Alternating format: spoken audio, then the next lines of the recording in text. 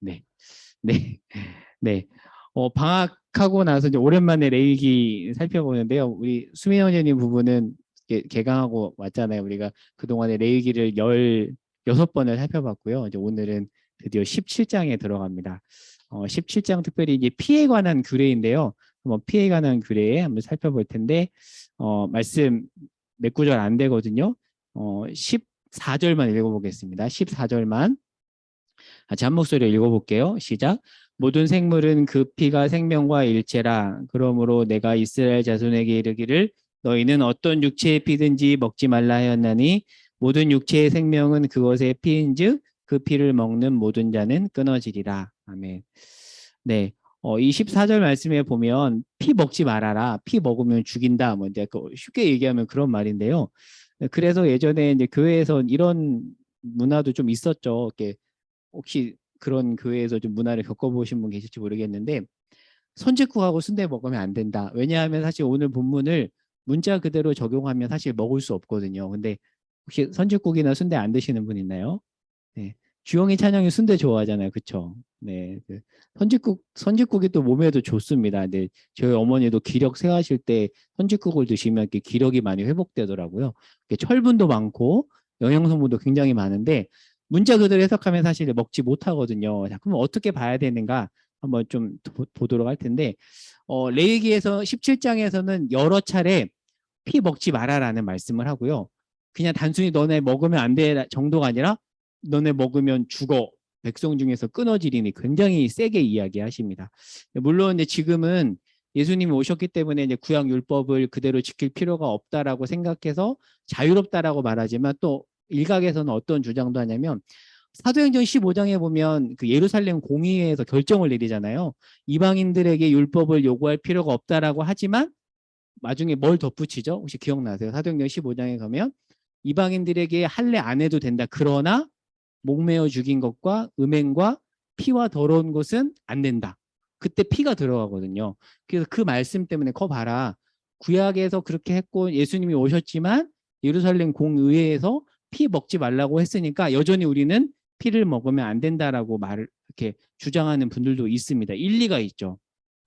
그러면 우리가 함께 살펴보고 싶은 건 뭐냐면 왜 하나님께서 구약에서 특별히 또 사도행전 15장에서 피를 먹지 말라고 하신 건가? 오늘은 조금 거기에 초점을 맞춰서 살펴보고자 합니다. 그리고 다음 주에 레위기 17장을 좀 전체적으로 살펴볼 거고요. 그래서 그 레위기 17장 구조는 그냥 다음 주에 볼 거니까 레위기 17장이 이런 구조로 되어 있구나 정도만 알면 될 것 같고요. 중앙에 피 먹지 말라라는 말씀이 있습니다. 자, 그러면 오늘은 왜 피를 먹지 말라고 하는가 그 부분에 초점을 맞춰서 다음 페이지로 넘어가 가보면 피를 먹지 말라고 하는 것은 피 이꼬르 생명 등식이 성립하기 때문입니다. 14절에서도 보면은 피가 생명과 일체라고 보는 거잖아요. 그래서 피를 먹지 말라는 것은 한마디로 얘기하면 단순히 피 먹지 말라는 것을 넘어서 피가 생명이니까 생명을 보호하라는 말씀입니다. 그러니까 그 말씀, 문자적인 말씀 이면에 있는 생명 보호 사상을 캐치해야 된다는 거죠. 그러면서 본다면 성경에서는 살인과 살해가 허용이 되지 않습니다. 자연스럽게 10계명, 6계명 살인하지 말라와도 연결이 되는 것 같죠. 자, 그런데 자, 한번 창세기 맥락에서 한번 볼게요. 여기 지금 앞에 화면 잘 안 보여도 상관이 없겠죠? 자, 에덴 동산에 보면 창세기 1장에서는 하나님이 채식만을 허용했습니다. 그래서 여러분 혹시 아세요? 그 이단 중에서 물론 미국에서는 이단으로 보지 않지만 우리나라 이단 중에서 안식교, 제7일 안식교, 그 삼육대학교가 속한 안식교라는 이단이 있는데 안식교는 성경을 약간 문자 그대로 보는 면이 있어서 채식주의자들이 보통 안식교에 많이 있습니다. 그래서 그들이 주장하는 근거로 창세기 초반 말씀을 보거든요. 거 봐라, 에덴 동산에서는 채식만 하지 않았느냐라고 합니다. 자, 그런데 창세기 9장에 가면 노아 홍수 이후에 창세기 9장 3절에 처음으로 하나님이 육식을 허용하십니다. 지금 여기 말씀 제가 적어놨는데 창세기 9장 3절에 가면 모든 산 동물은 너희 먹을 것이 된다라고 하면서 육식을 허용하지만 그런데 9장 4절에 가면 하나님께서 제한 사항을 주세요. 너네 고기 먹어도 돼. 다만 핏째 먹지 말라고 하고요. 그리고 만약에 너네가 핏째 먹으면 어떻게 되는가? 자, 창세기 9장 5절에서 6절을 읽어볼게요. 제가. 내가 반드시 너희의 피 곧 너희의 생명의 피를 찾으리니. 그러니까 너네 피 먹으면 너네 피도 본다는 말인 거죠. 짐승이면 그 짐승에게서, 사람이나 사람의 형제면 그에게서 그의 생명을 찾으리라. 다른 사람의 피를 흘리면 그 사람의 피도 흘릴 것이니 이는 하나님이 자기 형상대로 사람을 지으셨음이니라 라고 말씀을 하십니다. 자, 그러니까 다음 페이지에 보면 한마디로 말하면 인 거예요. 너네 중에 혹시 누군가가 살인을 저지르면 너도 죽는다라는 그 말씀이거든요. 자, 그러면 왜 이렇게 강하게 얘기하시는가? 노아 홍수 이후에 인류가 확 줄어버렸잖아요. 그런데 하나님께서는 재차 생육하고 번성하라고 말씀을 하거든요. 그러니까 인류가 확 줄은 상태에서 육식은 허용했지. 그러니까 약간 잘못 해석하면 살인도 가능하다라고 볼 수 있기 때문에 하나님이 제한사항을 두신 건데, 왜 제한사항을 두셨는가? 번성을 위해서라는 거죠. 번성을 위해서. 그리고 인간이 악하잖아요. 인간은 악하고 그리고 인류는 적고, 이 말씀으로 인해서 살인이 일어나면 인류의 번성이 어떻게 보면 막혀버리잖아요. 그런 차원에서 하나님께서 피를 흘리지 말라고 한 것이고, 피를 흘리지 말라고 한 것에는 생명을 보호하라는 그런 말씀이 있다라는 거죠. 조금 더 가볼게요. 조금 더 가보면 피해 보복자 제도라고 신명기 19장 6절에 가면 이런 표현이 있습니다. 그 피를 보복하는 자. 그래서 혹시 그리스 신화에서도 피해 보복자 제도에 대해서 혹시 들어보셨을지 모르겠는데요. 구약 맥락에서는 피해 보복자라는 그런 사람이 있었는데, 이게 뭐냐면 일종의 관습법입니다. 그러니까 이 당시에는 아직 사법기관 같은 게 없었잖아요. 그리고 어떤 형사체벌 제도 같은 게 별로 없었다 보니까 일종의 이런 거예요. 만약에 우리 가족 중에 누군가가 죽으면 그 사람을 죽인 자를 그 사람의 가족인 내가 대신 보복하는 제도가 바로 피해 보복자 제도입니다. 그러니까 이걸 알면 이제 구약에 나오는 도피성 제도를 이해할 수 있는데요. 자, 그림을 보면 도피성 많이 들어봤죠. 그 구약의 여호수아나 이렇게 신명기에 나오는데, 그 레위인들에게는 기업을 주지 않고 48개 성읍을 주는데 48개 성읍으로 레위인들이 흩어지잖아요. 근데 하나님께서 48개 성읍 중에서 6개 성읍을 도피성으로 줍니다. 근데 이 도피성이 뭐냐면 누군가가 살인을 저지르려면 무조건 죽어요. 근데 부지 중에 누군가를 죽이면 최종 판결이 날 때까지 이 도피성에 숨도록 합니다. 그래서 보호해 줍니다. 그게 바로 이 도피성 제도인데, 이 도피성 제도를 이해하려면 피해 보복자 제도를 이해해야 됩니다. 왜냐하면 부지 중에 살해한 자를 죽이는 자가 바로 살인당한 사람의 친척이기 때문이에요. 좀 이해가 되시죠? 그러니까 피해 보복자 제도는 누군가가 죽으면 그 죽은 사람의 가족이 대신 보복하는 굉장히 고대에는 보편화된 제도였습니다. 자, 그러면 왜 고대에는 관습법으로 피해 보복자 제도가 있었을까요? 보복하라는 걸까요? 아니면 죽이지 말라는 걸까요? 겉으로 보면 보복하라는 것 같지만 그 이면의 핵심은 죽이지 말라는 데 있습니다. 그러니까 생명을 보호하라는 데 있다는 거죠. 그래서 혹시 그리스 로마 신화 이렇게 책 보신 분은 알지 모르겠지만, 그리스 신화에서도 우라노스가 우라노스에게서 여러 자식들이 태어나는데 그 중에 하나가 북수의 여신 에리니에스라고 혹시 들어보셨어요? 게임 좋아하는 남자분들은 아마 들어봤을지도 모르는데, 에리니에스라고 복수의 여신인데 이 피해 보복자 제도와 연결이 됩니다. 그러니까 그리스 로마 시대에도 피해 보복자 제도가 있었다라는 거죠. 그러니까 이 여신은 누군가가 죽었는데 그 죽은 자의 가족이 보복을 해야 되는데, 보복하지 않으면 이 복수의 여신들이 보복하지 않았다는 이유로 그 사람을 죽인다는, 그리스 로마 신화에는 그렇게 나오는 거거든요. 그러니까 이 고대의 성경에 나오는 피해 보복자 제도는 굉장히 보편적인 관습법이었습니다. 자, 일단 굉장히 복잡한데요. 한번 정리를 해볼게요. 여기까지 간단하게 요약을 해보면, 자, A입니다. 피는 먹지 말라고 했습니다. 왜요? 생명이니까. 그리고 피째 먹으면 죽어요. 근데 나중에 보겠지만 교회가 전통적으로 사형제도를 찬성했을까요? 반대했을까요? 교회는 전통적으로, 물론 이제 여러 가지 고민을 해야 되지만 교회는 칼뱅이나 루터 때도 그렇고요. 사형제도를 찬성했습니다. 그 이제 왜 그런지 이따가 얘기해 볼게요. 근데 그 근거 구절이 창세기 9장 6절 말씀이에요. 그러니까 뭐라고 돼 있죠? 피째 피를 보지 마라. 피 보면 너 죽는다. 그 말씀 때문에 보통 전통적으로 교회는 사형제도를 찬성했거든요. 자, 일단 그 부분 이따 자세히 설명하고, 자, 시에 보면 피해 보복자 제도는 치안이 제로인 사회에서 관습법으로서 보복에 초점이 있는 것이 아니라 생명을 보호하는 데 있다라는 거. 그리고 도피성 제도는 고의적인 살해자는 무조건 죽는 겁니다. 근데 우발적으로 살인한 자가 최종 판결, 정말 그 사람이 고의인지 우발인지 그것을 판결이 나오기 전까지 피해 보복자로부터 보호해주는 곳이 도피성이었다라는 거. 일단 여기까지 정리를 해보고 좀 더 가보도록 하겠습니다. 자, 제가 이제 사형제도에 대한 이슈를 던졌는데, 앞의 내용에 따르면 성경은 사형제도를 찬성하는가라고 물을 수 있는데요. 그런데 방금 말했던 것처럼 오늘 본문하고 창세기 말씀을 근거로 전통적으로 교회는 사형제도를 찬성했습니다. 자, 근데 여기서 우리가 잘 봐야 될 게 뭐냐면, 자꾸 그러면 함부로 죽여도 된다라는 건가? 그게 아니라 겉으로 볼 때는 죽이라는 것 같지만 사실은 그 이면에 어떤 강조점이 있다고 말씀드렸죠? 보호하라는. 그러니까 생명을 죽이지 말라는 차원에서 생명을 강하게 보호하기 위해서 사형제도를 찬성했다라는 거죠. 그래서 칼뱅이 살았던, 종교개혁가 장 칼뱅이 살았던 제네바시에서도 사형제도가 있었습니다. 이제 좀 더 가볼게요. 자, 근데 10계명, 6계명에서는 분명히 살인하지 말라라고 했잖아요. 사형제도는 살인이 아닌가라는 생각을 할 수 있는데, 자, 근데 살인을 금지하는 6계명과 피를 흘리는 사람은 죽는다는 차원에서 사형제도는 어떻게 엮이는가? 왜냐하면 서로 모순되는 것 같잖아요. 자, 그러면 이 질문을 가지고 조금 더 들어가 보도록 하겠습니다. 자, 다음 페이지를 볼게요.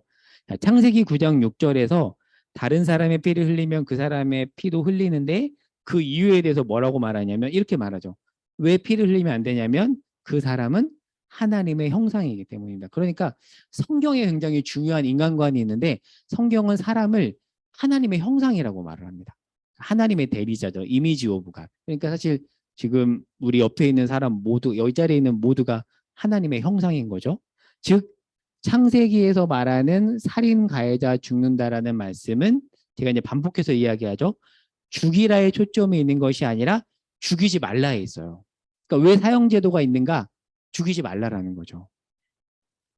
따라서 교회에서 전통적으로 찬성한 사형제도의 이면에는 생명 존중 사상이 있었고요. 그리고 인간이 죄인이잖아요. 죄성이 정말 크잖아요. 그리고 사법 체계가 없던 이 당시 상황도 일단 염두에 두고 이 부분을 읽어야 된다라는 거죠. 근데 약간 교부마다 다른데 보통 교부라고 하잖아요. 교부 뭐 어거스틴도 교부라고 하는데 교부를 보통 영어로는 처치스 파더라고 하거든요. 이제 교회의 아버지를 교부라고 하는데 교부 중에서 뭐 터툴리안이나 암브로시우스라고 들어봤을지 모르겠어요. 보통 영어로는 어거스틴이라고 하고 라틴어로는 아우구스티누스라고 하는 유명한 교부가 있는데 그 어거스틴의 회심에 가장 큰 영향을 준 사람이 암브로시우스거든요. 근데 터툴리안과 암브로시우스는 사용을 반대했습니다. 보통 터툴리안을 테르티아누스라고도 하거든요. 사용을 반대해서 왜냐하면 이 당시 그리스도인들이 너무 순교를 당하니까 이 그리스도인의 사형이 부당하다고 보아서 그 다음에 무교하게 순교당하는 경우가 있어서 사형제도를 반대하는 이런 교부들도 있긴 있었지만 전통적으로는 대부분은 찬성을 했습니다. 그런데 왜 찬성했는가? 죽이라의 강조점이 있는 것이 아니라 강조점은 죽이지 말라에 있다라는 거. 근데 요즘 현대 사형제도에 대한 인식을 보면은 전 세계적으로 보면 사형제도가 범죄를 막지 못한다고 해서 사형제도를 폐지하는 나라들이 증가하고 있고 한국의 경우에는 법적으로는 한국은 사형 허용 국가인데 제가 알기로는 김영삼 정권 이후부터는 실제적으로는 사형을 시행한 적이 없어서 한국을 보통 실질적인 사형 폐지 국가로 봅니다. 그리고 지금도 보통 이게 사형을 집행하는 나라들을 보면은 약간은 이렇게 이미지가 생각보다 좋지 않은 조금 독재자들이 다스리는 나라들입니다. 그러다 보니까 전반적인 이미지는 사형제도를 시행한 다음에 뭔가 나쁘다라고 보는 이미지가 많이 있는 것이죠. 그래서 뭐 이렇게 간단하게 지도를 가져와 봤는데 대부분의 선진국들은 대부분 사형제도를 많이 폐지했고요. 유럽 같은 데 보면 사형제도를 많이 폐지해 가고 있습니다. 그래서 그 사형제도에 대한 인식을 보면 제가 찬송론자들하고 폐지론자들의 주장을 간단하게 한번 적어와 봤는데요. 나름 다들 일리가 있습니다. 근데 폐지론자들의 주장도 일리가 있어요. 오판의 사례가 있잖아요. 정치적으로 남용할 수 있고 교화의 가능성도 차단이 되는 등 어떤 그런 부분에 대해서 일리가 있습니다. 자, 그런데 그 다음 페이지를 보겠습니다. 보통 이렇게 사형제도를 시행하는 나라들은 많은 경우 정권의 방향에 맞지 않는 사람을 제거하기 위한 용도로 많이 사용하지만, 그런데 성경에서 말하는 살인자 죽인다라는 그 말씀의 강조점은 다시 한번 강조하지만 생명을 보호하는 것에 초점이 있다라는 거죠. 죽이지 말라의 강조점이 있지 않다라는 거죠. 자, 그래서 6계명을 보면은 6계명이 살인하지 말라인데요. 그런데 성경에서 보면 종종 율법에 어떤 범죄를 저지른 사람은 죽이라라는 말씀이 있습니다. 그렇죠. 그러면 6계명하고 뭔가 어긋나는 것 같잖아요. 그러면 6계명에 살인하지 말라는 뭔가 구약 용례를 보면 살인하지 말라에서 살인은 불법적 살인입니다. 그러니까 그렇게 보면 구약 용례로 보면 성경에서는 나름 합법적 살인이 있다라는 거죠. 피해 보복자 제도도 그렇고요. 그렇죠. 피해 보복자 제도도 그렇고 창세기와 레위기에서 피를 흘린 자는 죽는다라는 말씀도 이렇게 연결이 됩니다. 하지만 오해할 수 있죠. 근데 다시 한번 지금 여러 차례 강조하지만 합법적 살인도 초점은 살인에 있지 않고 생명 보호에 있다라는 거고요. 그리고 사법 체계가 확립되지 않았고 인간의 죄성은 변함없는 중에 그나마 이런 제도를 통해서 생명을 보호했다라는 거죠. 그래서 어떻게 칼뱅 시대에 사용을 허용했지 이렇게 그냥 단편적으로 볼 게 아니라 아직 뭔가 체계가 잡히지 않은 상황에서 생명을 보호하기 위한 목적으로 유지했다라는 거 강조합니다. 자, 그러면 이제 정리하면서 그럼 대체 무엇이 문제인가 제가 이렇게 두 단어로 정리해봤습니다. 오독과 오용입니다. 성경 말씀을 이제 오독하거나 오용하다 보면 잘못 사용하는 건데 예를 하나 들어볼게요. 신명기 말씀에 보면 24장 1절에 이혼 증서를 쓰면 이혼할 수 있다라는 말씀이 있습니다. 근데 이 말씀을 잘 해석해야 되는데 자 그러면 모세가 이혼을 허용한 걸까요? 아닙니다. 왜냐하면 이 당시에 여자는 최약자였어요. 인권이 없었습니다. 그래서 남자가 내 마음에 안 들어 이혼해 가면 여자는 이혼할 수밖에 없는 시대였습니다. 그렇다면 그런 시대에 왜 모세가 이혼 증서를 쓰면 이혼할 수 있다고 했냐면 일종의 브레이크를 건 거예요. 그러니까 너네 맘대로 이혼해도 돼라는 차원에서 이혼 증서를 쓰게 한 것이 아니라 하도 남자들이 자기 멋대로 이혼을 해버리니까 이혼 증서를 통해서 브레이크를 건 겁니다. 그런데 사람들이 이 모세의 말씀을 오독하고 오해하죠. 거 봐라. 모세가 이혼증서 쓰면 이혼할 수 있다고 했잖아. 그러니 남자들이 함부로 이혼증서를 쓰면서 이혼하는 일들이 일어났는데 예수님이 마태복음 19장 8절에서 뭐라고 말씀하신지 읽어볼게요. 같이 한번 읽어볼까요? 마태복음 19장 8절 읽어보겠습니다. 시작. 모세가 너희의 완악함 때문에 아내 버림을 허락하였거니와 본래는 그렇지 않다.